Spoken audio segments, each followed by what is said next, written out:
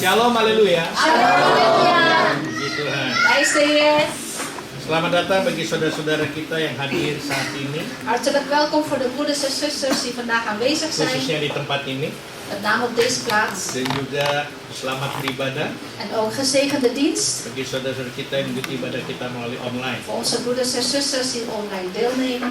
Dan saya berharap kita semua yang ada di sini maupun online En ik hoop dat iedereen die zowel hier is als online dalam keadaan baik-baik, in goede toestand is, sehat-sehat, gezond. walaupun panas tetap semangat En ondanks dat het warm is, Amen. blijf enthousiast. Amen. dan tetap bersukacita di dalam Tuhan. En blijf ook verheugd zijn in de Heer. Saya mau bilang ada yang baru pertama kali datang, Ik wil zeggen, er zijn mensen die voor het eerst gekomen pasti zijn. ada, Die zijn er tapi zeker. ada juga yang sudah lama yang tidak datang. Maar er zijn ook mensen die al heel lang niet zijn Dan geweest. ini juga jemaat kami yang dulu ini surprise saya datang hampir ya udah shock memang. Ik was ook gechoqueerd. Het is echt een surprise verrassing dat zij zijn gekomen. Jemaat mula-mula ya. Ja, een van de eerste, ja klopt, een van de eerste gemeenteleden. Haleluya. Halleluja. Saya terlebih dahulu bersukacita kepada Tuhan. Allereerst ben ik de Heer, ja, ben ik blij dankzij de Heer. Tidak ada satu yang kebetulan, Want niets is toevallig. tapi ya puji Tuhan, Bapak Damos sekeluarga En datang di tempat ini satu prijs korban. de Heer. Grote eer dat dames en zijn gezin hier is. Ini yang saya maksud jemaat mula-mula. Dit is met ja, de eerste gemeenteleden. Sekarang beliau sudah menjadi duta besar untuk Austria. En hij is nu dus ambassadeur voor de Indonesische ambassade Itu in yang agak saya Oostenrijk. susah, perwakilan apa itu? Perwakilan tetap Perwakilan tetap. Republik Indonesia Iya. Dus hij is een untuk vast. PBB dan organisasi internasional. Nah, itu dia. Hij is eigenlijk een vast. Dia bohong sama Soalnya pendeta. saya takut salah ngomong. Kami ini Bu. Salah ngomong bisa saya dicekal, nggak boleh masuk. En naast dat hij de ambassadeur is voor de Indonesische Republiek in Oostenrijk, is hij zelfs ook de vaste afgezante vanuit Indonesië voor de United Nations. Iya, Voor begitu. de Verenigde Naties. Dan nanti saya beri kesempatan mungkin Pak Damos mau menyampaikan sepatah dua patah kata. Misschien wil Pak Damos dadelijk 1 of 2 woorden zeggen. Tapi untuk itu bangkit berdiri dulu dong keluarga ini. Maar eerst opstaan. Ah, ini keluarga. Iya. Haleluya. Silakan duduk. Mag we gaan zitten? Ini dulu 5 anaknya tuh masih kecil. Ja, Bima was toen nog echt heel klein. Sekarang sudah punya anak. Nee, Bima had een zoon en een man natuurlijk. Luar biasa. Prijs de Heer. Anaknya ganteng banget deh. Ja, en een knappe zoon ook. Kayak bapaknya juga, kayak bapak mau opanya nih kayaknya. En de opa. Oke. Tapi ada yang baru pertama kali datang juga. En er zijn ook nog andere mensen die Ayo, voor het eerst siapa yang gekomen baru zijn. pertama kali datang? En wie zijn dat? Wie zijn die voor Angkat het berdiri, eerst? berdiri. Ja. Ya, silakan, silakan. Ja. Ya. Tunggu dulu, jangan Blijf dulu. staan, blijf staan. Blijf staan, blijf staan, blijf staan, blijf staan, blijf staan. Ja. Datang dari mana? Saya datang dari Wina, Austria. Tuh. Hij komt uit Wenen. Yang di belakang? En achter, waar komen jullie vandaan? Nijmegen. Nijmegen. Ini dua anak ini anaknya pendeta Chris. Ya, selamat datang. Tolong kiri kanan depan belakang jabati tangan.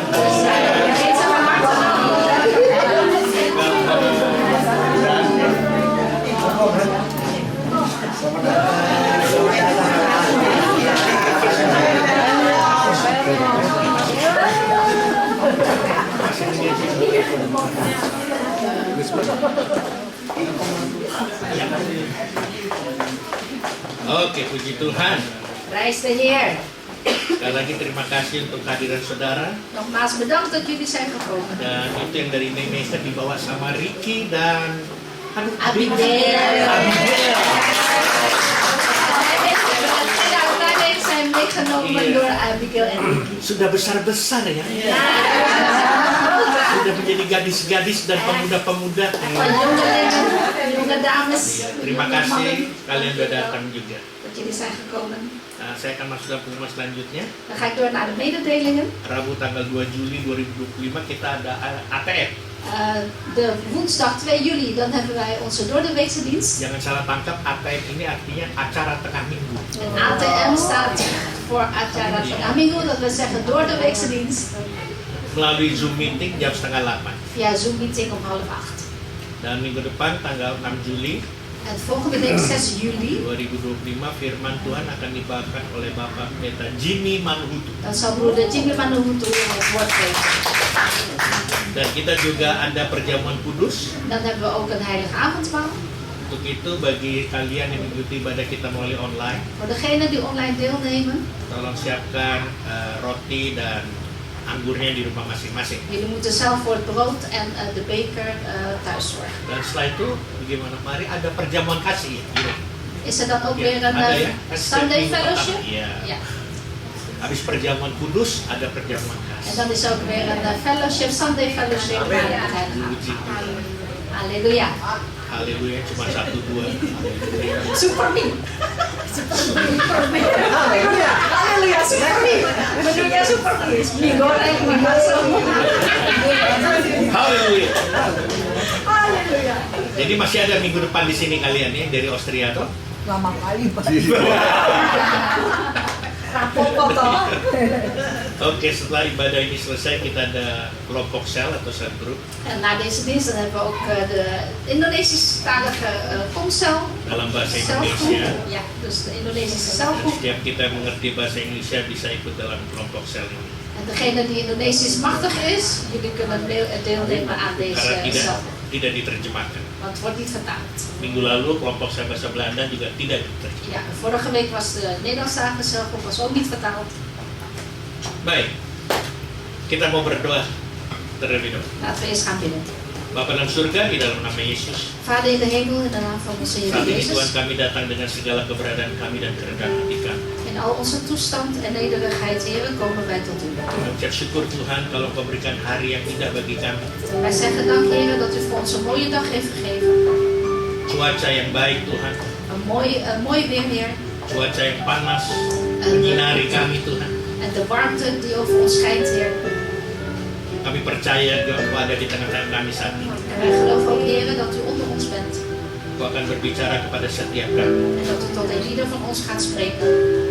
Urapi hamba-Mu yang akan menyampaikan firman-Mu ya Tuhan. En zal uw dienstknecht, Heer, die het woord gaat geven. Beri roh kesatuan dengan penterjemah di dalam menyampaikan isi hati-Mu. En geef ook dezelfde geest aan de vertaalster, Heer, in het doorgeven van uw hart. Biarlah firman-Mu ini memberi jawaban dan peneguhan. En mogen uw woord ook antwoord zijn, Heer, of een bevestiging. Juga kekuatan Maar ook kracht geven pada setiap kami yang mendengar dan menerima firman aan ieder van ons die naar uw woord luistert. di tempat ini Op deze plek maupun melalui online. of online. Begitu juga berkati kebaktian anak-anak sebentar. Zegen zo meteen ook de kinderkerk, Heer. Berkati siapapun yang mengajar anak-anak ini. Zegen degene die les gaat geven. Sehingga anak-anak ini pun akan bertumbuh dewasa nanti. Zodat deze kinderen kunnen opgroeien tot volwassenen. Mereka akan mengenal siapa Tuhan mereka. En zij u gaan leren kennen, Heer. Mereka juga akan melayani-Mu ya. En ook u gaan dienen. Terima kasih Tuhan. Dank u wel, Heer. Di dalam nama-Mu Yesus, In uw naam, Heer Jezus. kami naikkan puji syukur kepada-Mu. We onze loofzang en dank gezegd. Haleluya. Halleluja. Amin. Amen. Amin. Puji Tuhan. Bagi Prijs de Heer. anak-anak, Dus de kinderkerk. ya anak-anak. Oh, gimana?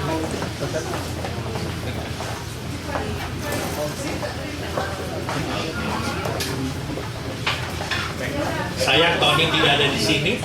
Jammer dat Tony er niet is. Dia lagi di Indonesia saat ini. Hij is nu in Indonesië. Karena dia kenal Pak Damos dan Ibu dari dulu. Want hij kent Pak Damos en Ibu Butet vanaf vroeger al. Tony lagi ke Indonesia liburan setelah 40 tahun baru dia beli. Wah, 10, 10. Ja, 10 tahun terakhir. Oh, dia bilang sama saya dari tahun 70-an. Enggak. Setahu saya dia ke Amerika dulu.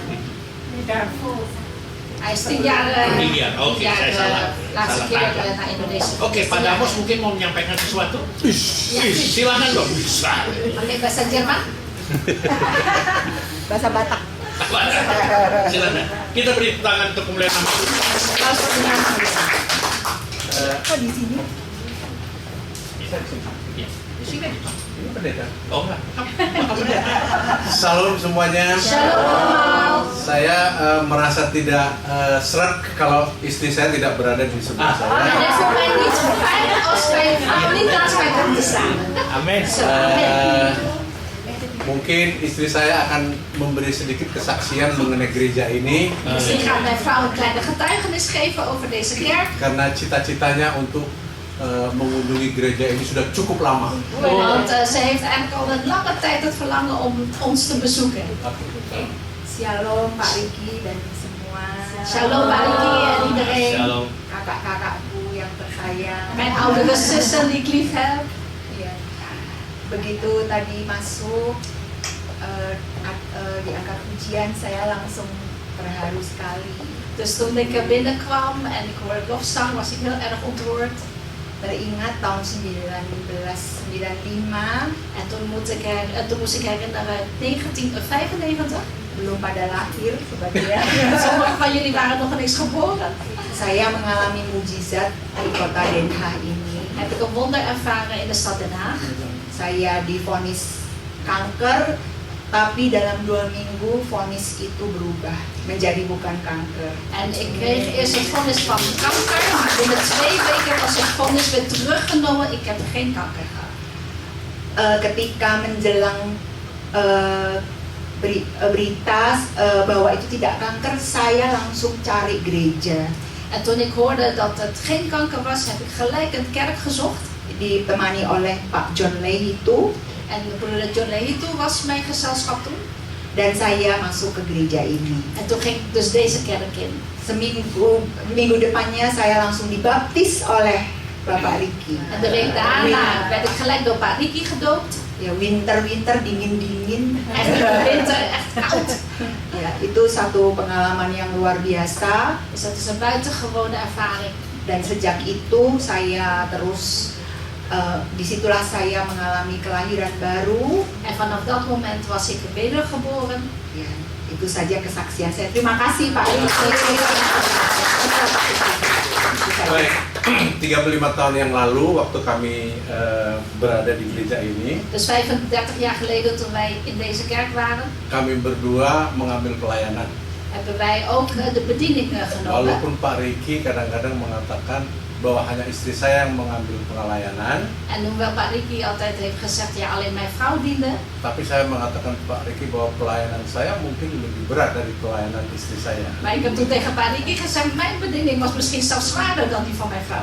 Waktu itu pelayanan istri saya adalah main keyboard Dus mijn vrouw die speelde toen de keyboard. dan dia tidak akan mungkin bisa main keyboard En zij kalau had echt geen keyboard kunnen spelen. di Clenches tidak ada yang jaga. Als er van een kleintje niet gezorgd werd. Clenchesnya sudah besar sampai. Een kleintje is nu al heel groot. Jadi pada waktu main keyboard, Dus toen zij keyboard speelde, saya yang menjaga dia bermain-main di gereja. lette ik dus op onze dochter als zij in de kerk speelde. Jadi saya katakan ke Pak Riki, Dus ik heb tegen Pak Riki gezegd, pelayanan saya lebih besar. Min, mijn bediening is nog groter. Nah, ini untuk memberi motivasi kepada teman-teman di sini Dus dit geeft motivatie, hoop ik, voor onze vrienden hier. yang nyusun kursi, Die ook de yang stoelen buka klaarzetten, komputer, die de computer openen, yang memberikan minuman konsumsi. die consumptie geven, drinken geven. Kalian sama seperti saya. Pelayanan kita lebih besar. Amen. Kemudian yang kedua, En het tweede, saya ingat pada waktu saya masih berkarir awal di KBRI di Den Haag. toen ik nog in het begin van mijn carrière werkte voor de Indonesische ambassade in Den Haag, Seorang pendeta di gereja ini, een voorganger of een dominee van deze kerk, mungkin masih ada yang ingat, Margaret, mungkin Angki, mungkin masih ingat, ada pendeta yang waktu itu memberikan prophetic message. er was toen een dominee in deze kerk geweest die een profetische boodschap had. Di satu kebaktian di mana saya hadir. Dus op de dienst waar ik ook aanwezig was. Pada waktu saya diminta Pak Riki ke atas, kemudian memberikan kesaksian, kemudian kembali ke tempat, Dus toen Pak Riki mij gevraagd heeft om naar boven te komen, om getuigenis te geven en weer terug te gaan naar mijn plek, pendeta ini kemudian menunjuk kepada saya heeft deze dominee dus mij gewezen. dan dia mengatakan kira-kira seperti ini. En hij heeft ongeveer dit gezegd toen. Saya melihat misi, visi bahwa saudara nanti akan menjadi pengambil keputusan di negara Anda. Dus ik heb een visie en een missie zie ik voor u, dat u op een gegeven moment zeg maar een persoon wordt die een besluit gaat nemen voor uw land. Pada waktu itu saya adalah staf yang paling rendah En ik was op dat moment echt een stafmember van het laagste niveau. dan saya datang sekarang ini En ik ben nu gekomen hier untuk memberikan kesaksian kepada saudara-saudara om aan jullie een getuigenis te geven bahwa dari gereja ini prophetic itu direalisasikan oleh Tuhan. dat die profetische woorden die uit deze kerk gekomen was is uitgekomen. Sejak dari gereja itu memang Tuhan mengawal karir saya En vanaf inderdaad dat moment in die kerk heeft de Heer mij geleid. sampai saya akhirnya menjadi duta besar di Austria yang nama jabatannya panjang sekali, saya tidak bisa menyebutnya. En uiteindelijk ben ik dus ambassadeur voor de Indonesische Republiek in Wenen en ook met die hele lange titel die Pak Riki niet kan uitnoemen. Jadi message untuk Pak Riki, Pak Pendeta, Dus de boodschap van Pak Riki is. bahwa gereja ini adalah gereja yang diberkati. Dan saya merasakan dan mengalami dan membuktikan secara Dus ik pribadi. heb het ervaren en gevoeld en ik ben ook het levende bewijs daarvan.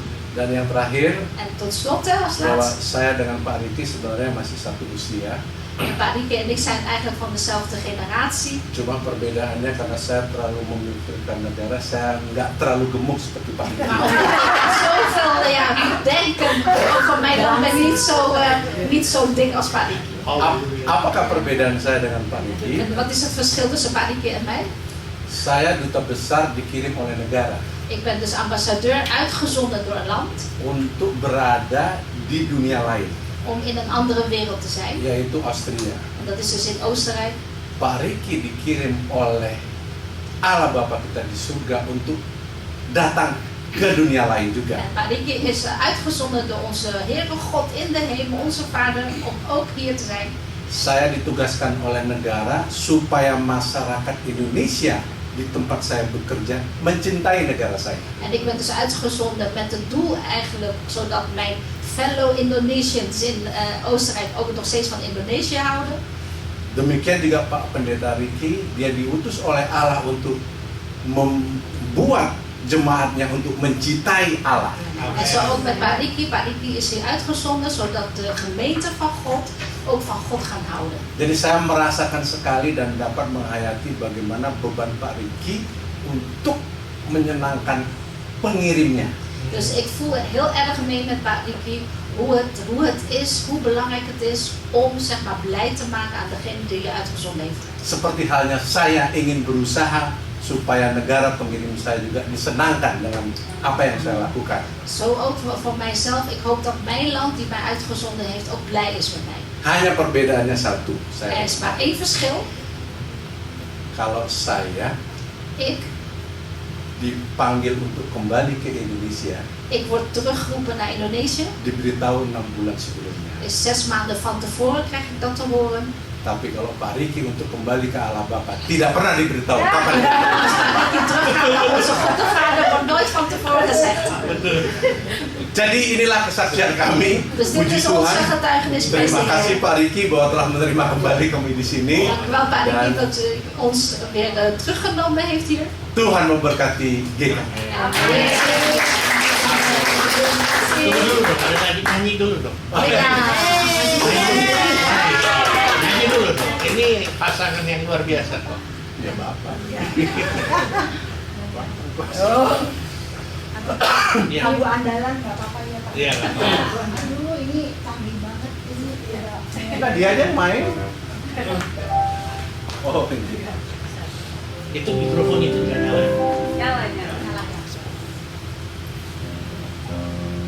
Mudah-mudahan kami bisa menyelesaikan lagu ini sampai habis. En ik hoop dat wij tot het einde van het liedje kunnen zingen.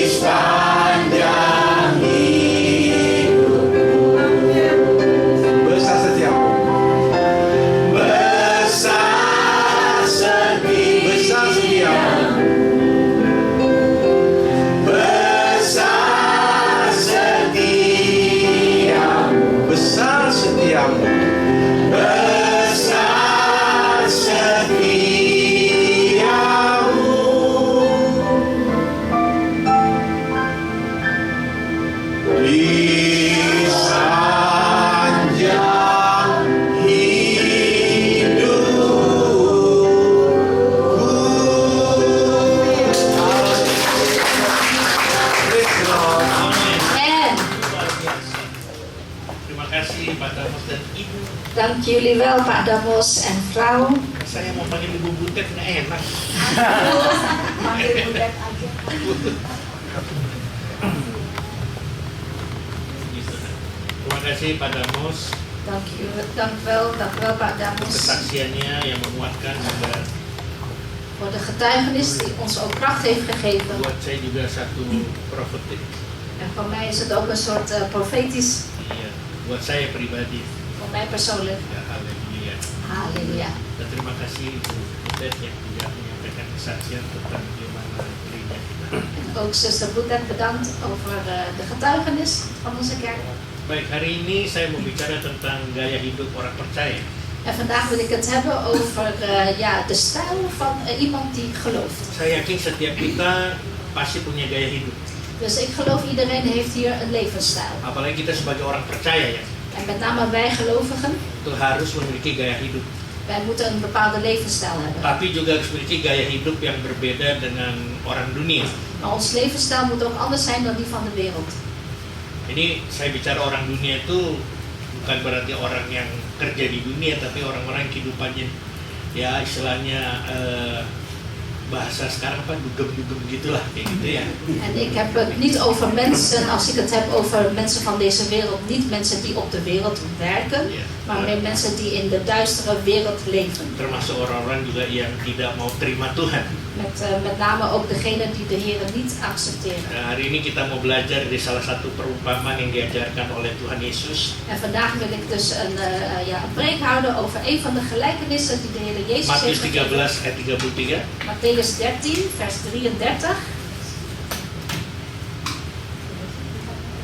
Matius 13:33. Matthäus 13, vers 33. Dan ia menceritakan perumpamaan ini juga kepada mereka. Hal kerajaan surga itu seumpama ragi yang diambil seorang perempuan dan diadukkan ke dalam tepung terigu 3 sukat sampai khamir seluruhnya. Nog een gelijkenis sprak hij tot hen. Het koninkrijk de hemelen is gelijk aan een zuurdezer, welke een vrouw nam en in 3 maten meel deed, totdat het geheel bezuurd was. Nah, tujuan perempuan ini En het doel van deze vrouw was, mencampurkan ragi ke dalam adonan tepung is waarom zij zuurdesem mengde in het meel, untuk membuat roti sehingga dapat dimakan oleh banyak orang. zodat zij heel veel brood kon maken en heel veel mensen te eten kon geven. Lalu apa kebenaran daripada firman Tuhan ini atau perumpamaan Tuhan Yesus yang Tuhan disampaikan? En wat is nu de waarheid van deze gelijkenis die de Heer Jezus heeft doorgegeven? Kita akan perhatikan baik-baik pada siang hari ini. Dus laten we heel goed opletten op deze middag. Perumpamaan ini mengajarkan tentang kerajaan surga. Deze gelijkenis gaat over het koninkrijk van de hemel. Dan saya percaya yang Yesus maksud bukan hanya pemerintahan kerajaan surga, En ik geloof dat de Heer Jezus niet alleen maar bedoeld heeft de regering van het koninkrijk der hemelen, tapi lebih berbicara kepada warga kerajaan surga itu. maar het gaat meer over de bewoners, zeg maar, van het koninkrijk der hemelen. Artinya ya kita semua saat ini. Dus met andere woorden, wij allemaal. Jadi warga kerajaan surga sebagai orang yang percaya Dus als jij bewoner bent, als jij gelovige bent van het koninkrijk der hemel, seharusnya gaya hidupnya itu seumpama ragi. en dan zou ons levensstijl eigenlijk zo zijn zoals dat zuurdesem. Kalau kita mau melihat bagaimana gaya hidup warga kerajaan surga yang seumpama ragi itu. Dus laten we eens kijken, hoe is nou die levensstijl van iemand die als een zuurdesem is in het Ja. koninkrijk der hemel. Yang pertama adalah gaya hidup yang berdampak. Allereerst is een levensstijl hebben dat impact heeft. Nah, kita mau perhatikan baik-baik. En laten we goed opletten. Ragi itu berdampak kepada adonan tepung. De zuurdesem heeft impact op het meel.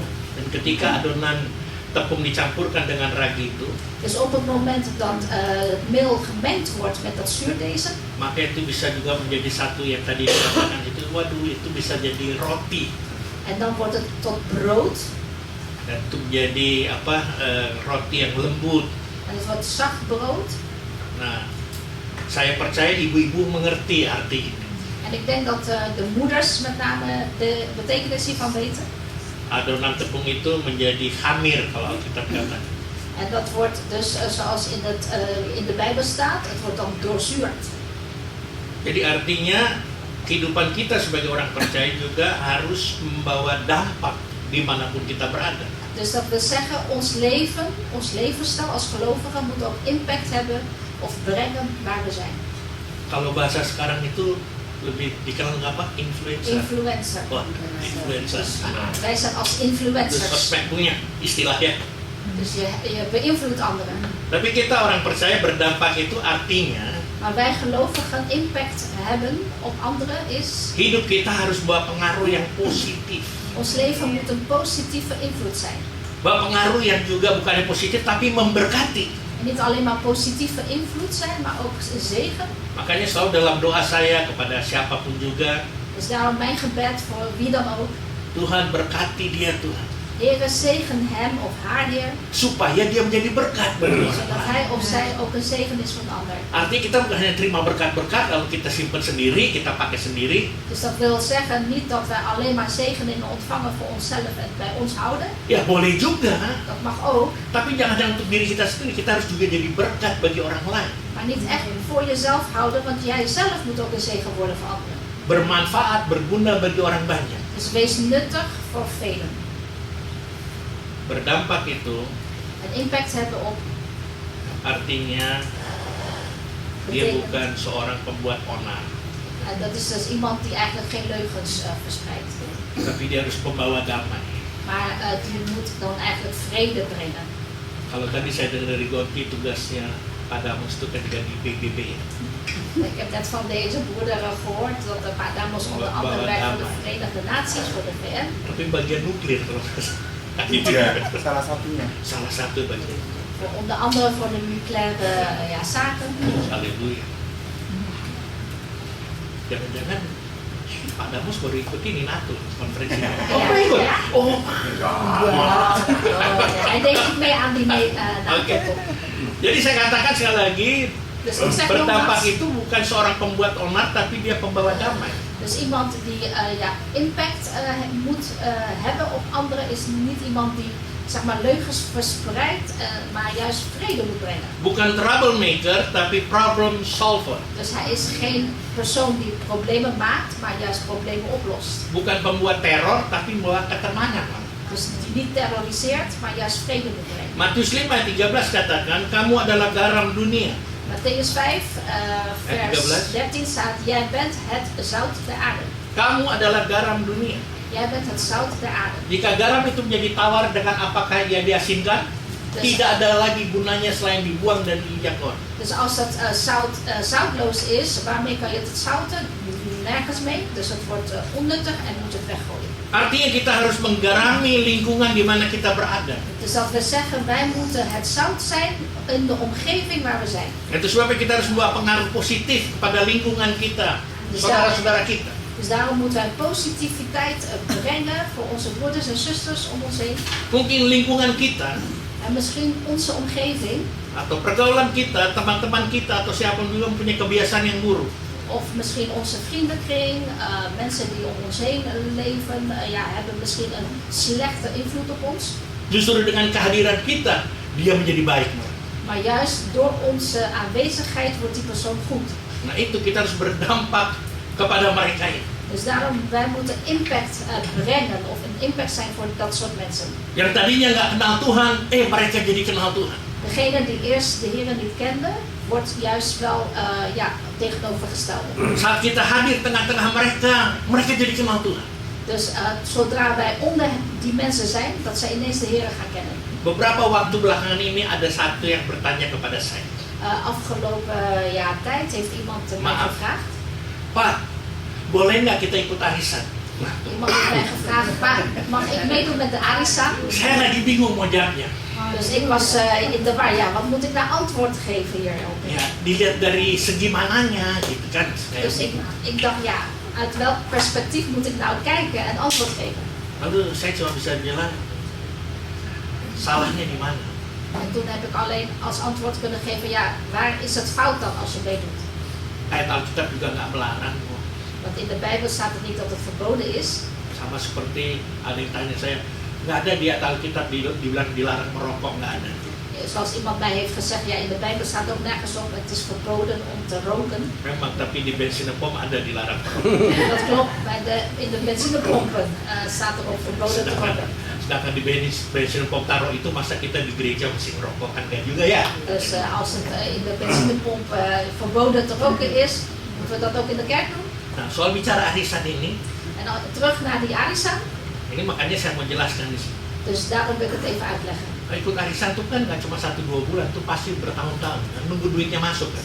Nou, als je met de arisan meedoet, ja, dat is niet 1 keer of 2 keer, maar dat gaat het hele jaar door, totdat Nah, iedereen heeft gekregen. selama kalian bercokol di sana, hidup kalian berdampak nggak bagi mereka? En dus de vraag, Itu. zolang je daar bent, tussen die mensen, die club, zeg maar, ja, is jouw leven wel van impact op die anderen?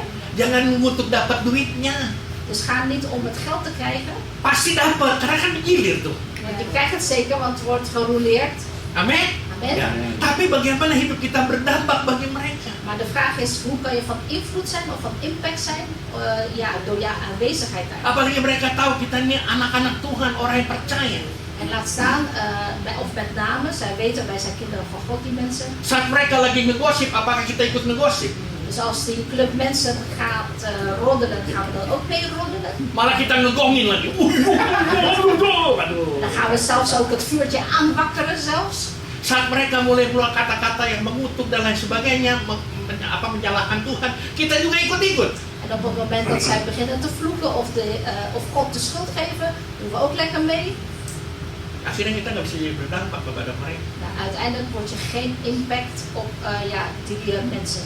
Kita tidak bisa menjadi garam, menggarami mereka. Wij kunnen dus niet het zout zijn voor die mensen en niet het zout zijn voor deze Di wereld. ayat 14-nya dikatakan, En in vers 14 staat ook, kamu adalah terang dunia. jij bent het licht van de wereld. Kota yang terletak di atas gunung tidak mungkin tersembunyi. En het licht dat aan de berg staat is niet te verstoppen. Jadi Tuhan mau kita tidak hanya menggarami lingkungan kita, Dus God wil niet alleen maar dat wij ja, de mensen om ons heen het zout, zeg maar, tapi kita zouten, juga menerangi lingkungan kita. maar dat we ook om ons heen licht moeten geven. Di mana Tuhan tempatkan kita, kita harus menjadi terang.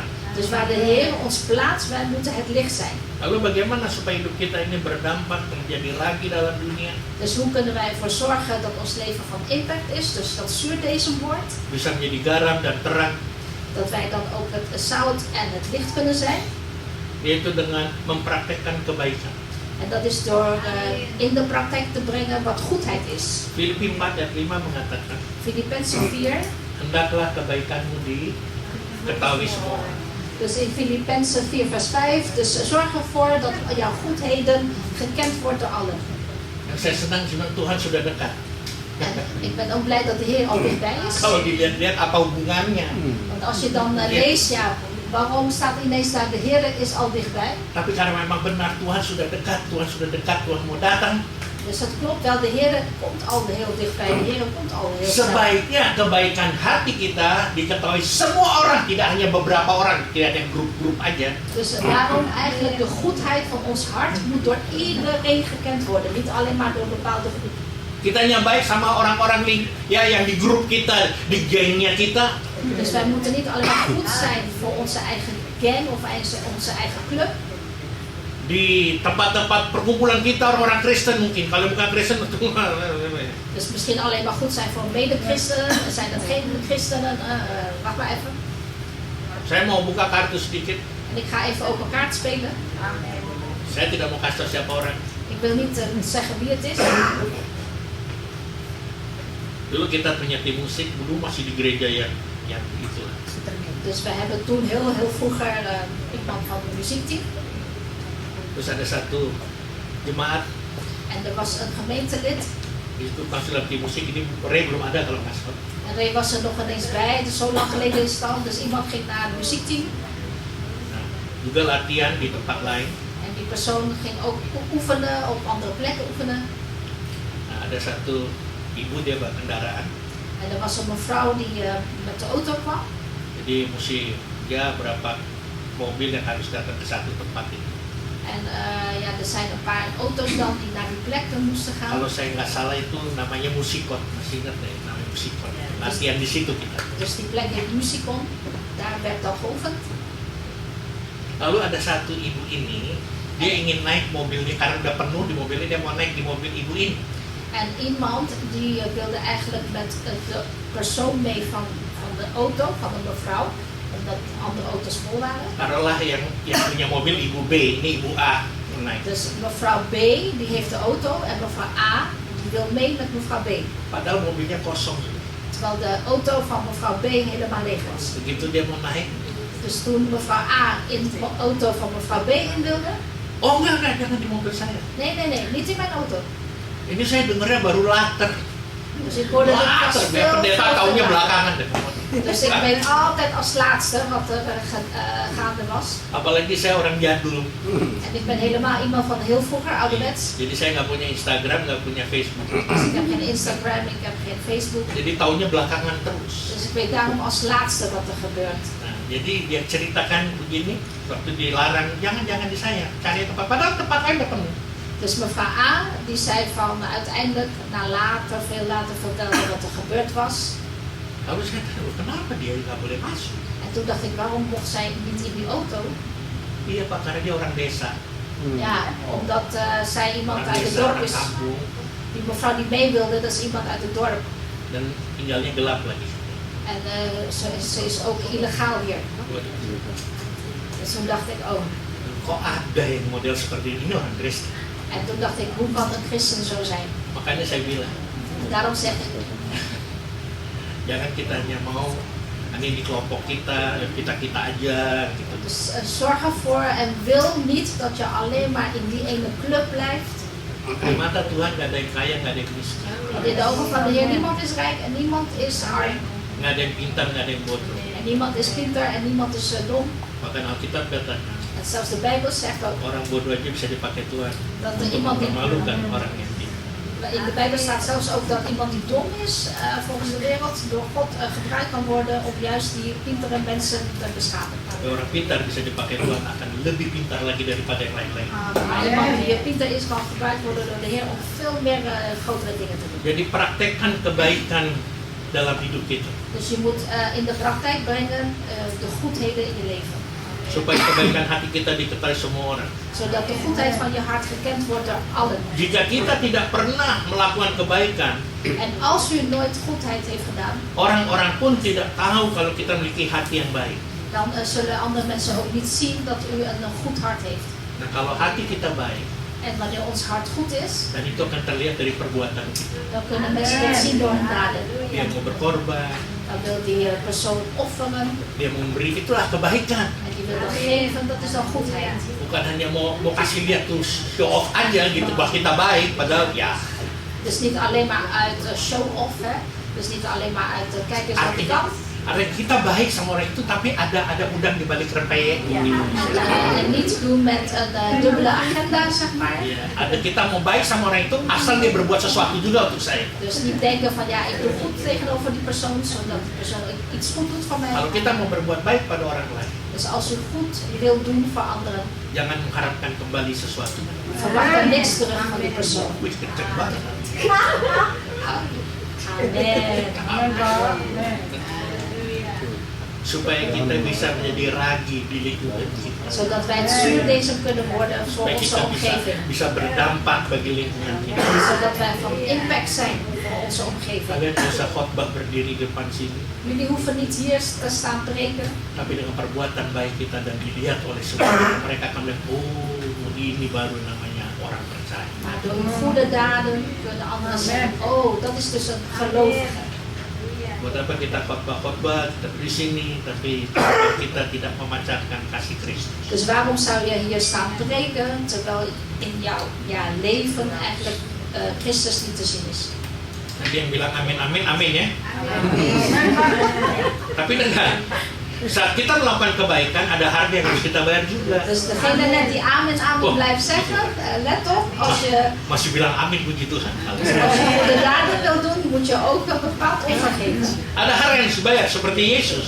Dus je moet ook een bepaalde prijs betalen, zoals de Heer Jezus. Dia mempraktekkan kebaikan dalam kehidupannya selama di dunia. Dus hij heeft de goedheid, zolang hij op deze wereld was, in praktijk gebracht. Dalam pelayanannya. In zijn bediening Dia memberi makan orang yang lapar. heeft hij mensen die honger hadden eten gegeven. Dia tahu berapa ribu orang pada kelaparan, Tuhan bilang kasih makan. En hij weet duizenden mensen hadden honger en God gaf hen te eten. Menguatkan orang yang lemah.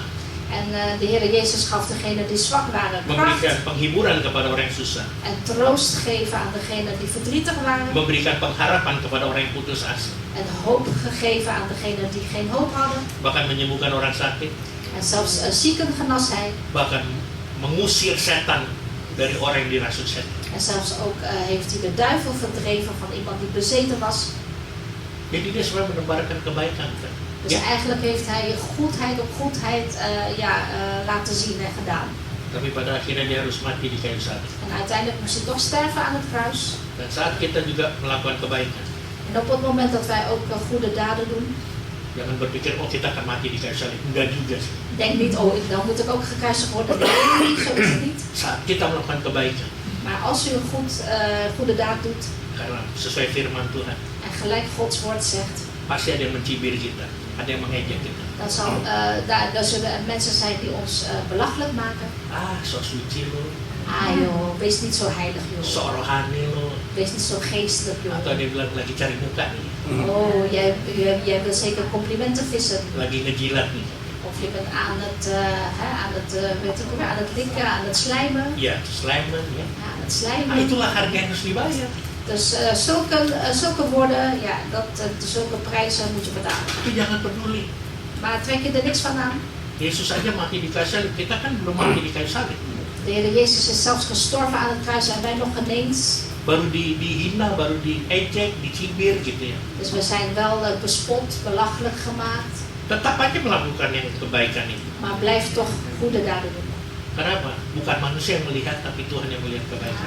Waarom? Omdat God degene is die het ziet en niet de mens. Kalau Tuhan melihat kebaikan kita, En als de Heer ons ziet, onze goede daden, bukan karena perbuatan kita, en yang niet, kebaikan en niet door onze daad die goed is, itu Tuhan lihat, dat ziet de Heer. tapi Tuhan kasih bonus. Maar de Heer geeft ook een bonus. Bonusnya En wat is de bonus? karena engkau sudah melakukan firman Tuhan. Omdat jij dit woord al gedaan hebt. Itu bonusnya. Dat is de bonus. Artinya belum kita minta, Tuhan udah kasih.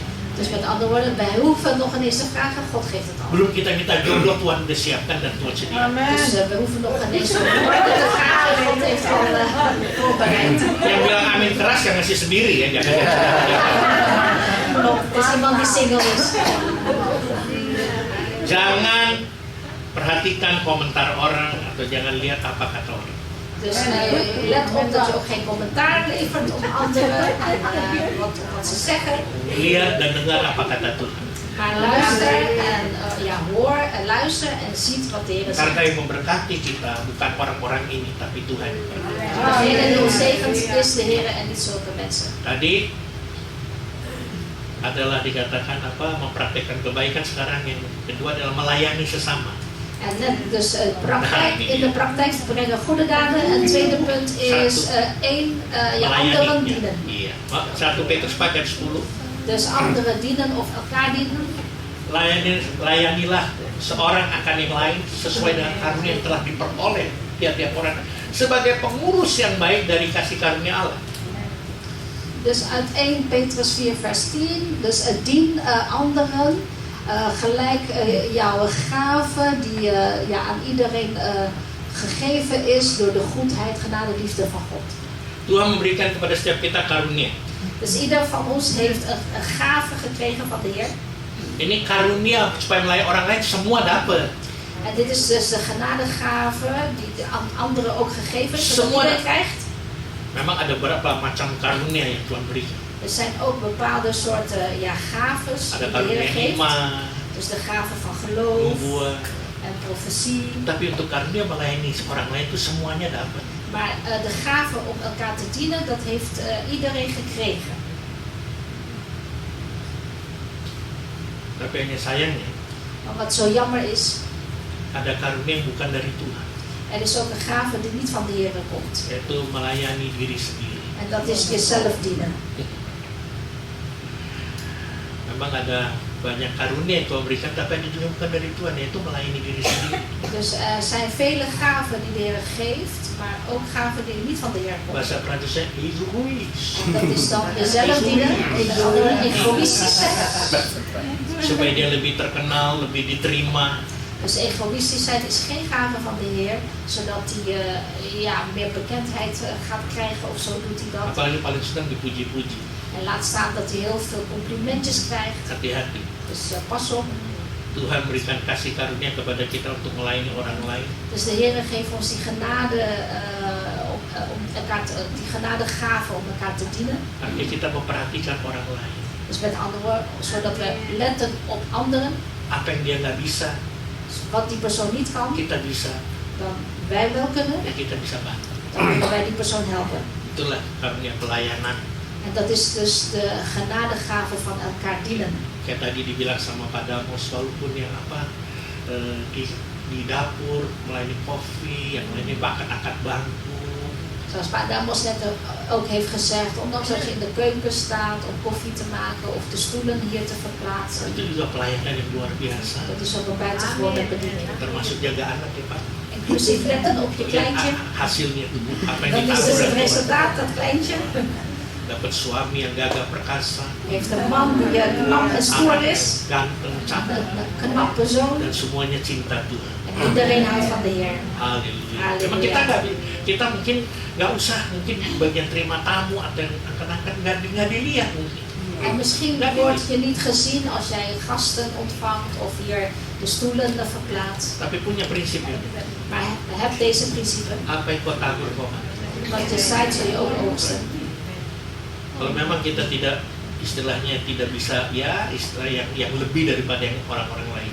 En als je inderdaad niet meer kunt dan wat anderen wel kunnen, Ya ini yang kita bisa ya kita lakukan doe dan maar wat je wel kan. dan orang lain pun akan bisa bantu kita. En dan zullen andere mensen jou helpen.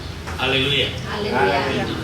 Prijs de Heer. Nah, gaya hidup yang rendah hati juga itu bisa buat dampak. En ook een levensstijl van nederigheid kan ook een impact brengen op anderen.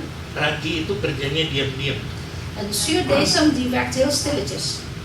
dicampurkan di adonan tepung lalu dibiarkan. Dus dat zuurdesem wordt gemengd met meel en wordt daarnaast laten rusten. Dan mulailah ragi itu mulai bekerja. En dan tijdens het rustmoment zeg maar werkt die. Istilah dapurnya gitu. En dat is dus in de keukenterm. Mulai dengan apa proses fermentasi. Ja. Fermentasi. Iya. Dus dan wordt het gefermenteerd als het aan het rusten is. Akhirnya dia adonan tepung itu bisa dia bisa dibuat menjadi roti akhirnya supaya mengembang. En dan gaat dus dat deeg uiteindelijk rijzen. Artinya ragi itu nggak gemur-gemur. Wah ini gara-gara gua nih makanya jadi enak. Gara-gara gua nih ragi nggak begitu. En dat zuurdesem die gaat niet hardop zeggen, ja, dat brood kan rijzen vanwege mij, dankzij mij. Kerjanya diam-diam, Dus zuurdesem werkt stilletjes in het geheim, tapi hasilnya nyata benar. maar het resultaat is ernaar. Itu tandanya kerendahan. Dus dat is het teken van nederigheid. Ayam betina jika bertelur dia akan berkotek-kotek. Dus een kip, dus een vrouwelijke kip, hè, Ja. als die gaat, als die een ei Satu kampung pada dengar, padahal telurnya keluar cuma satu. Iya kan? dus als een kip een ei legt, gaat ze echt schreeuwen, terwijl dat kippetje maar één ei legt. Tapi kau tahu yang namanya penyu? Kuyak, kura-kura. Kura-kura, oh ja, schildpad. Oh ja, maar een reuzenschildpad. Kalau dia mau bertelur dia diam-diam.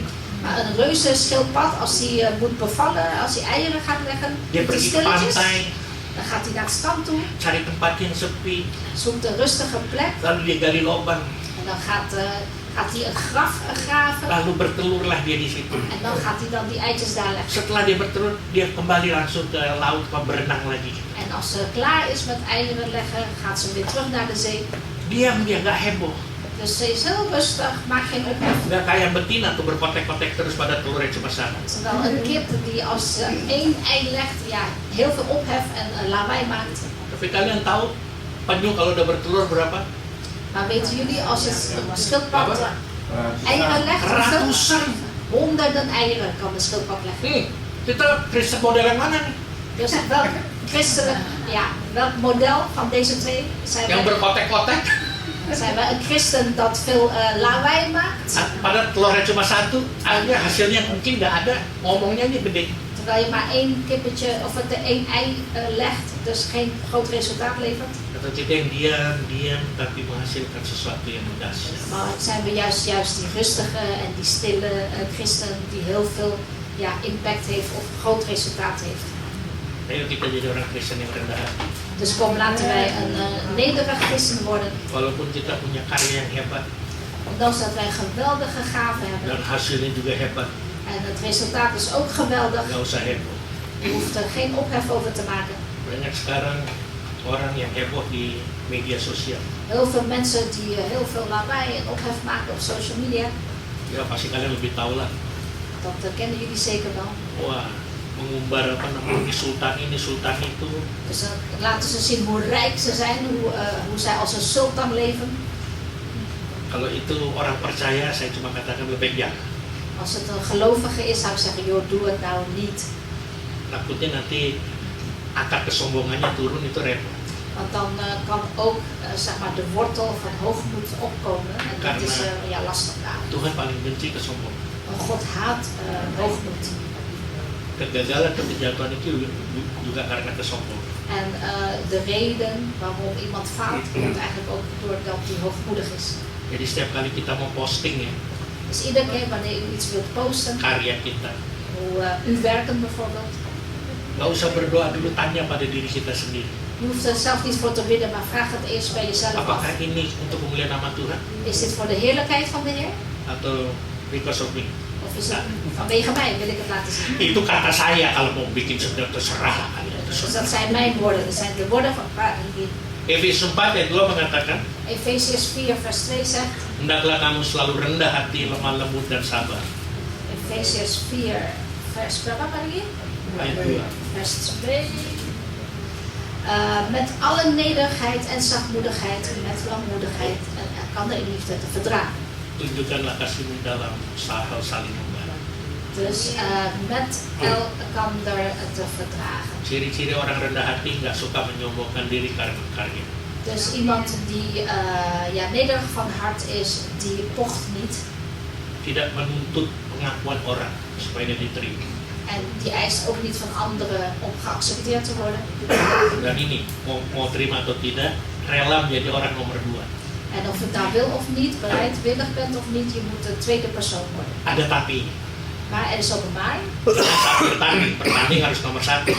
Dus als je wedstrijd loopt, moet je wel nummer 1 worden. Tapi dalam pergaulan kita ya, mungkin kita harus rela jadi orang nomor 2. Maar in onze omgang met anderen, wees bereidwillig om niet als eerste te zijn, maar als Karena tweede. saya ambil contoh seperti Yohanes Pembaptis. Zoals Johannes de Doper als voorbeeld.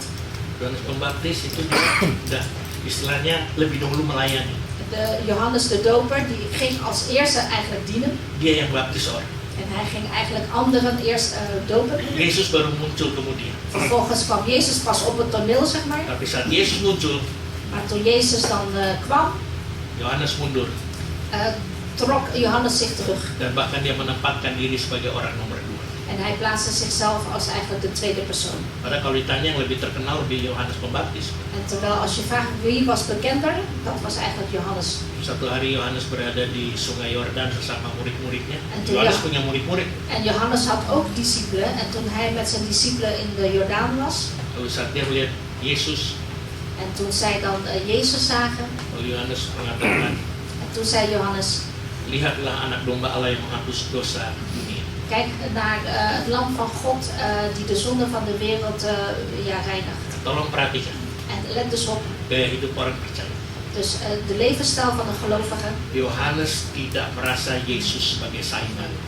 Johannes voelde Jezus niet als zijn concurrent. Dalam pelayanan, Dus in zijn bediening, jangan ada yang merasa kita bersaing atau Oke. itu menjadi saingan kita. of Jangan. in onze bediening, laat het niet zo zijn dat u concurrenten voelt met iemand. Yohanes menunjuk Yesus sebagai anak domba Allah. En Johannes heeft gezegd, Jezus is het lam Gods. Bahkan dia meninggikan Yesus. En hij heeft zelfs Jezus verhoogd. Bahkan Yohanes mundur pelan-pelan. En Johannes trok zich langzaam Coba terug. Yohanes 3:30. Johannes 3, vers 30. Dia katakan, dia harus makin besar dan aku harus makin kecil. Tuh, Johannes 30, hij moet, Johannes 3 vers 30 toch? Ya, betul. Zo is Ia het. harus makin besar, tapi aku harus makin kecil. Hij moet wassen, ik moet minder worden. Jadi berarti dia bersedia untuk menjadi orang nomor 2. Dus hij is bereid geweest om de tweede persoon te worden. Itulah tanda kerendahan hati. Dat is een teken van nederigheid. Yang terakhir, En tenslotte, laatste, gaya hidup tidak memandang status. je levensstijl kijkt niet naar de status. Ragi itu sangat kecil, bisa hanya dilihat pakai mikroskop. En de zuurdesem is heel klein, kan je alleen maar door een microscoop zien. Tapi kalau sudah masuk di pasar, Maar als het op de markt is ya ragi udah dipadatkan, en het zuurdesem wordt al gemixt, jadi zeg maar, kelihatannya besar. dan lijkt het, het deeg ineens Tapi kalau groot. dilihat kecil, Maar eigenlijk is het heel klein. walaupun ragi sangat kecil, En ondanks dat zuurdesem heel klein is, dia tidak minder, hij voelt zich niet minder. tapi dia punya dampak yang luar biasa. Maar die heeft een buitengewoon impact. Ragi itu dapat menghamirkan adonan tepung, Dus dat zuurdesem kan zelfs het meel doorzuren. bisa 20 sampai 30 kilo. En groter maken dat meel tot 20, 30 kilo zelfs. Ja. Dia bisa menghamirkan dengan ragi. Dus zo groot of zo zwaar kan hij ineens dat deeg maken. 20 tot 30 kilo. Hari ini mungkin status kita masih kecil. Dus met andere woorden, vandaag is misschien onze status nog klein. Hari ini kita karyawan biasa, Misschien zijn we vandaag maar een gewone medewerker gewone personeel gitu. of een gewoon personeel.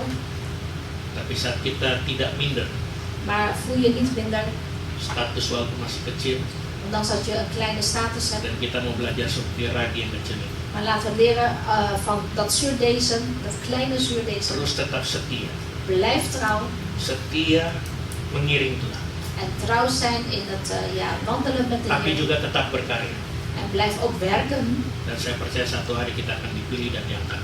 Amen. En dan zal ik geloven dat wij een keertje uitgekozen worden en verhoogd Saya worden. ambil contoh tadi kesaksiannya Pak Damus tadi waktu kerja karyawan biasa. Dus net als Pak Damos net, zijn getuigenis, toen hij werkte was hij eigenlijk een stafmember van laag. Prosesnya itu. Maar het proces van het laag naar hoog worden, Jadi seperti sekarang itu oleh karena pemeran.